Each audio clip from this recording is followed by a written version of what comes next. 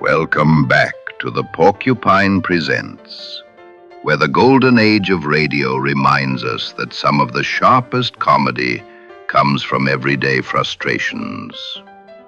Tonight's episode comes from our Miss Brooks, one of radio's smartest and most enduring sitcoms, a show that found humor not in absurdity, but in recognition. Tight budgets, institutional nonsense, and the quiet heroism required just to get through another day at work. In The English Test, Connie Brooks faces a familiar professional dilemma: how to survive a system that seems determined to complicate even the simplest tasks, all while maintaining patience, dignity, and just enough sarcasm to stay sane. This is comedy rooted in character, not punchlines. A world where small stakes feel enormous, and where wit becomes a form of self-defense. This is Our Miss Brooks from 1949.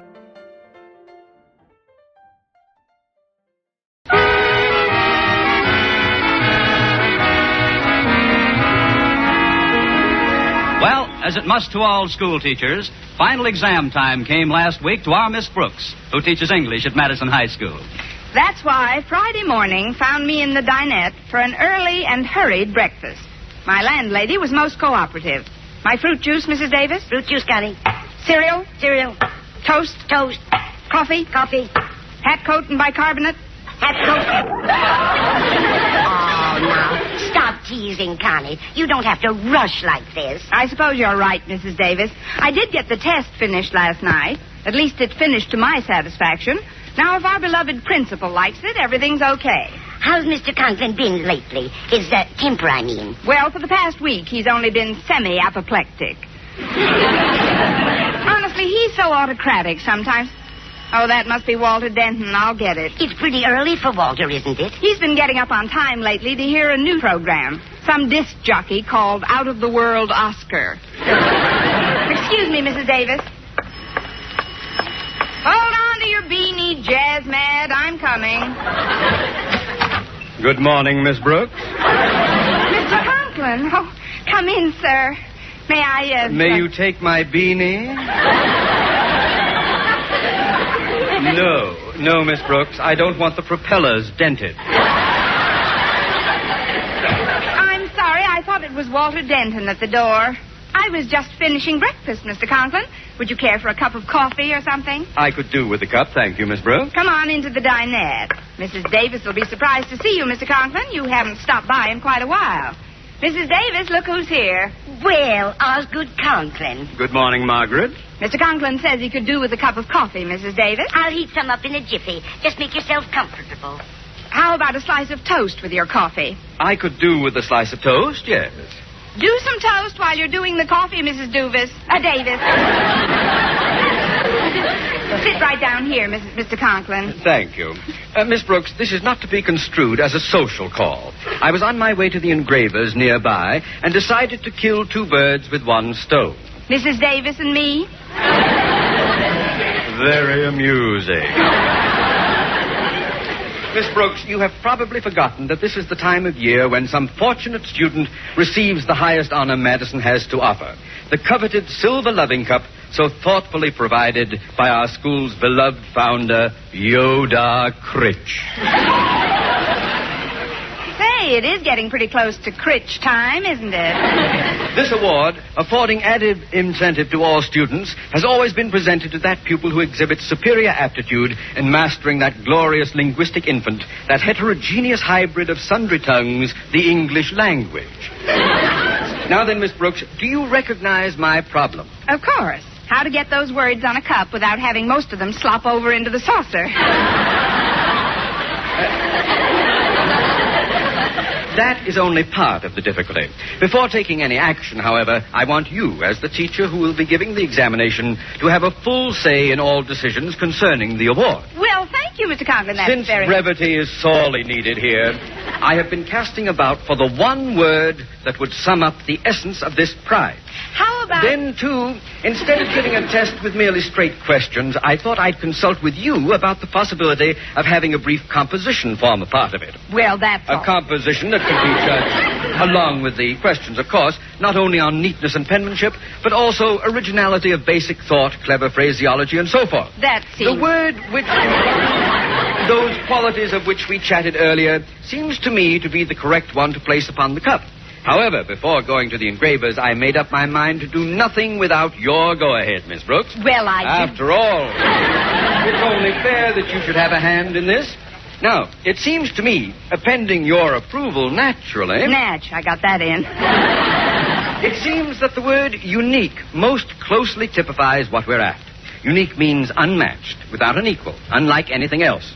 So, Miss Brooks, how about having the inscription read, the Yoda Critch Award for Unique Achievement in English? I knew you'd like it. Then the matter is closed. Here's your toast and coffee, Osgood. Thank you. Well, we certainly accomplished a lot while you were in the kitchen, Margaret. Yes, indeed. Just shows you what can be done when Mr. Conklin and I put his head together. It's teamwork that counts, a spirit of cooperation. Oh, that must be Walter now. Excuse me. Greetings, oh, fairest of all possible English teachers. Well, good morning, most observant of all possible pupils. Come on in, Walter. You see before you a bearer of cheerful tidings. You are hereby invited to a party tonight. Oh, thanks, Walter. I have some tidings for you, too. Come on into the dinette. Okay, Miss Brooks. I just called Harriet Conklin to invite her to the party, and she told me her father was really on the warpath this morning. He couldn't find one of his socks or something. And not now, Walter. Miss Brooks, I'll bet old Grouch Puss really blew his horn. I can just see him stomping around giving orders. And get me this, get me that, you do this, you do that. Good morning, Denton. Hi, Mr. Conklin. I was just telling Miss Brooks about old Grouch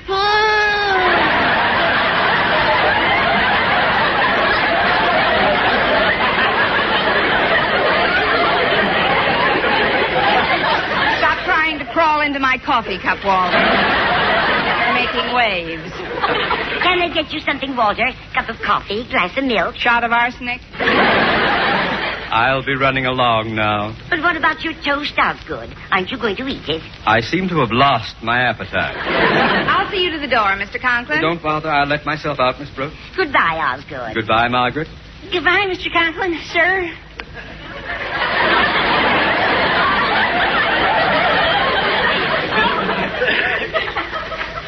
Yes.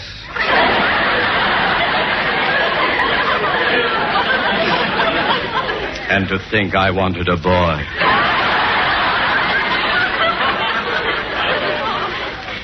Gosh, Miss Brooks, do you think Mr. Conklin knew I was talking about him? Oh, of course not, Walter. He probably thought we were chatting about the weather. The weather? Yes, everybody knows it's been Grouch Puss out all week. Now, have a glass of milk and forget about Mr. Conklin.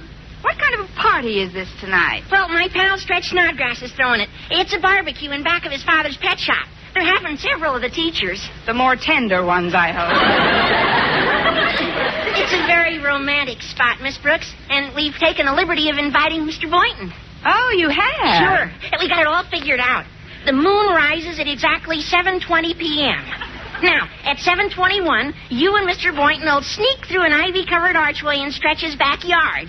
Now, when you get through the archway, you come to a cute little bird bath. And guess what's in the bird bath? A dirty owl.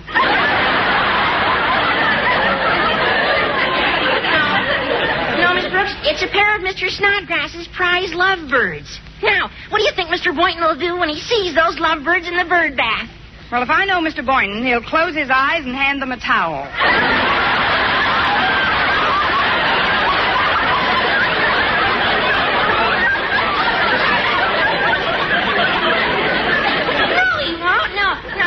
The lovebirds and see what they're doing.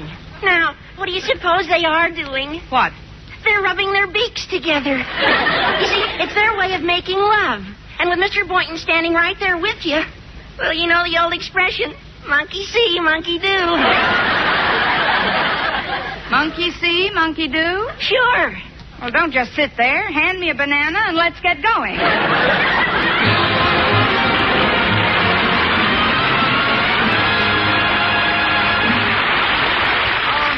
Starring Eve Arden will continue in just a moment. But first, On the back lots of the motion picture studios in Hollywood, they have what are known as permanent sets. These are outdoor sets made to look like New York streets or French villages or something you might see in Baghdad, London, or Tokyo. Standing in one spot, you can see reproductions of practically the whole world. It reminds you that improved methods of travel and communication have made the real world like that. More compact, more closely united. I think people today feel closer together, too. An earthquake in Ecuador becomes a matter of importance to relief organizations in countries all over the world. A disastrous fire in Paris can have its effect on the commerce of 3 continents. People are beginning to see that what hurts one country hurts all of us. What helps one group helps the whole world. Our servicemen overseas have done their part in spreading that idea. They have shown that the way of life we declare in our Constitution is not a matter of words, but something we believe in for all people. It's an important thing to remember when you're stationed in another land. A country is known by its people. What people think of your country depends on you.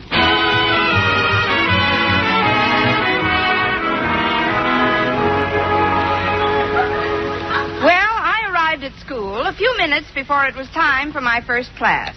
So I decided to give Mr. Boynton an opportunity to invite me personally to Stretch's barbecue. As I entered the biology laboratory, Mr. Boynton rose from his desk.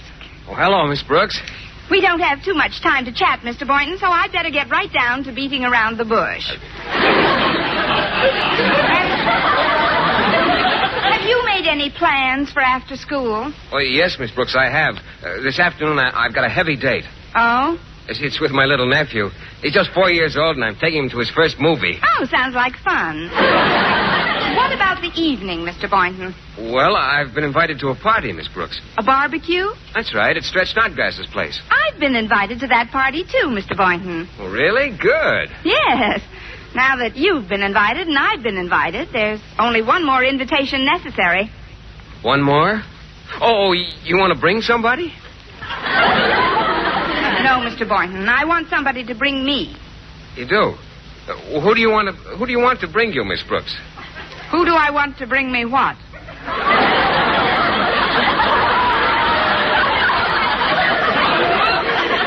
What? Oh, skip it.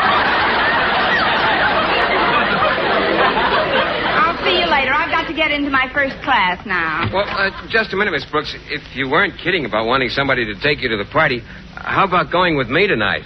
I'm sorry, Mr. Boynton. I couldn't possibly. Why not? I'm going with you. That ought to confuse him nicely. Some enchanted evening, I will... Excuse me, Miss Brooks. I didn't notice that you weren't looking where you were going. Well, that's all right, Stretch. I have a very forgiving nature. How's Madison's star athlete feeling this lovely, sunny, pre-barbecue day? Well, physically I feel okay, Miss Brooks, but mentally... Say no more, Stretch. As your English teacher for lo these many years, I'm well aware of your scholastic deficiencies, so let's not talk shop. How are plans coming along for the party tonight? Well, that's what I feel so punk about, Miss Brooks. I'm afraid there ain't going to be no party. Please, Stretch, there isn't going to be any party. You know about it already, huh? Know about what, Stretch? Well, I guess Walter told you what my father said this morning. No, he didn't. Well, my father said that he's sick and tired of me not getting nowheres in my studies, and that all parties was out for the entire whole summer unless I won this here Yodar Critch Award for English. That sentence should win an award by itself. But, Stretch, do I understand your father, to mean that if you don't win the cup today, the barbecue is canceled? That's right. Then I'll have to disinvite all the people I invited. Gee, I hate to do that, Miss Brooks. I hate to have you do it, Stretch. Tell me the truth. Have you studied for this test at all? Well, sure I have. I always study, for everything. And for this English test, I studied even harder than I ever done. Something done told me the barbecue is cooked. Look, Stretch, there are still a few hours before the exam. Maybe you could get somebody to coach you. I thought of that, Miss Brooks. I was just going to ask Walter Denton to help me. Walter Denton? Sure. He's much smarter than me. gosh. On the last test we took, he beat me by 20 points. Yes, I know. What a mark he got. Boy, 29.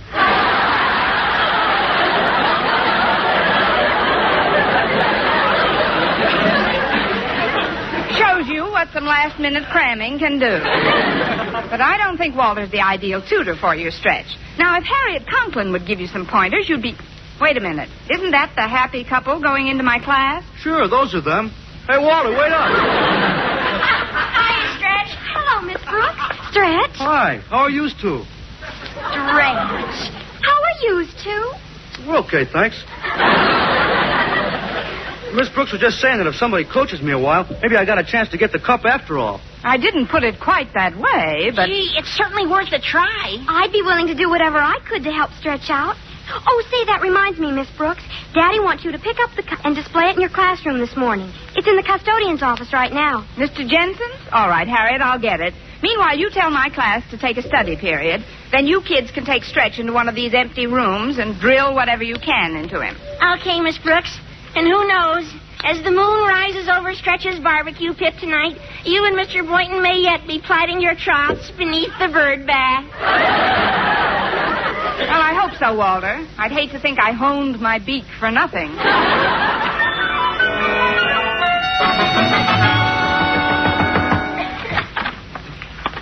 Mr. Jensen, may I come in, Mr. Jensen? You are in, Miss Brooks. Well,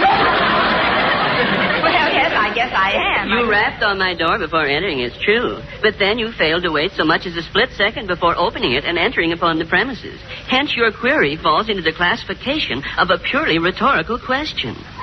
Maybe I'd better go out and come in again. Oh, not at all, Miss Brooks. You see, most of us employ altogether too many meaningless phrases in our daily conversation. I try to eliminate them. Well, you've got something there, Mr. Jensen. Where, Miss Brooks? Look, I don't want to seem short with you, but Oh, you don't seem short to me, Miss Brooks.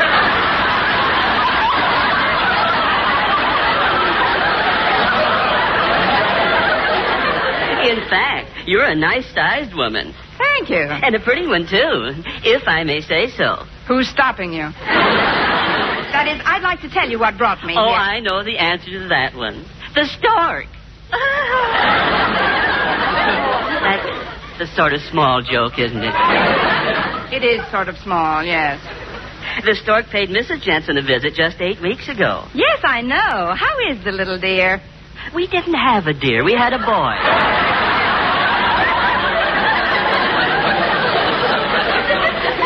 I play with him every night when I go home. He holds his head up all by himself. You must have very strong hands. Look, Mr. Jensen, I just came by to pick up a loving cup Mr. Conklin left. Pick up, Miss Brooks? You can't possibly pick anything up unless it's beneath you. And the cup of which you speak is standing on that shelf right over your head. All right, Mr. Jensen. Then if you don't mind, and even if you do, I'll pick down the loving cup and blow.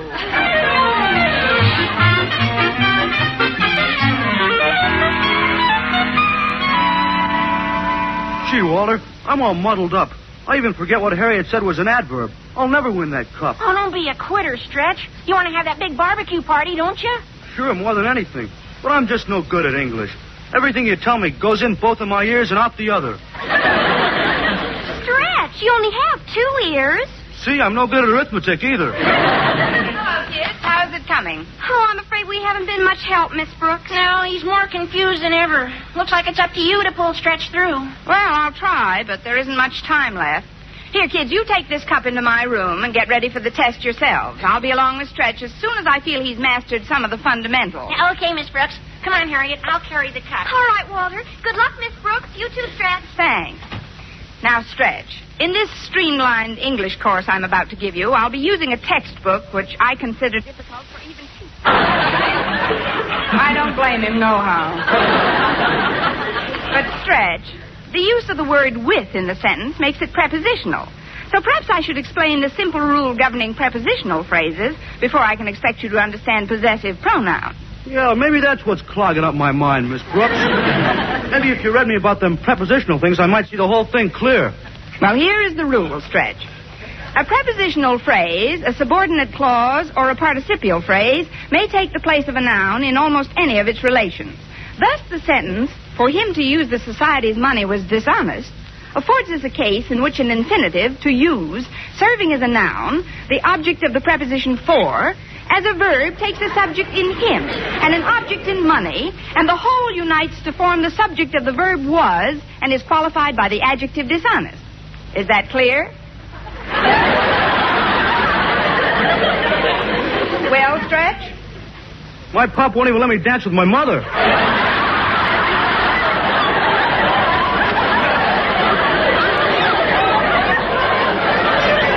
And so we wave a reluctant farewell to the prepositional phrase and plunge headlong into the subjunctive mood. Rule. If I say I'm John the Fisherman, I am making a positive statement, flatly stating that I am indeed John the Fisherman. The fisherman acting in apposition with the noun John, which it explains. But if the words if I were precede the noun, the sentence is placed in the subjunctive mood, indicating that the supposition is not a possibility. Thus, if I say if I were John the Fisherman, the verb were makes it obvious that I am not John the Fisherman. For if I were John the Fisherman, I would simply say I am John the Fisherman. What's my name? I mean, am I or am I not John the Fisherman if I say if I were John the Fisherman? Oh, that's easy. You ain't John the Fisherman, Miss Brooks. You're right, I ain't. But how do you know I ain't John the Fisherman? Because if you was John the Fisherman, you'd be carrying fish instead of that crazy book. At last you've grasped the fundamentals. On to the test.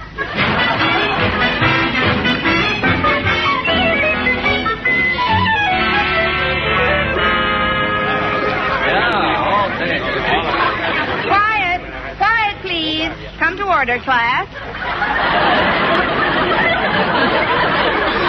Now, before revealing the winner of the Yodar Critch Award for unique achievement in English, I should like to introduce the two gentlemen at my desk.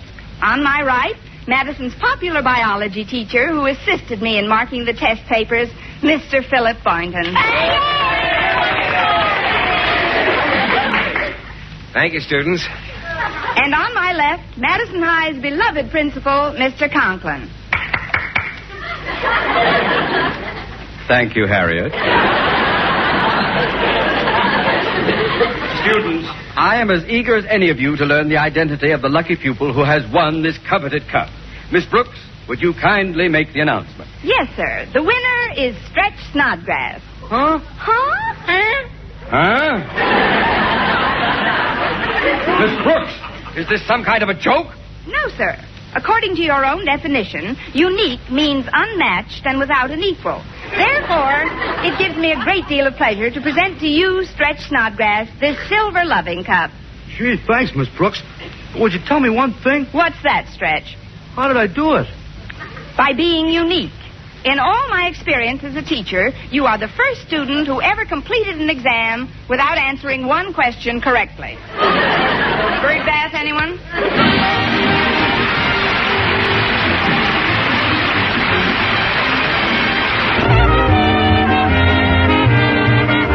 Our Miss Brooks, starring Eve Arden, was produced and directed by Larry Burns, written by Arthur Alsberg and Al Lewis, with the music of Lud Bluskin. Mr. Conklin was played by Gail Gordon. This program came to you from the Frankfurt studios of the American Forces Network Europe and was prepared for rebroadcast over this network by specialist Ed Barron.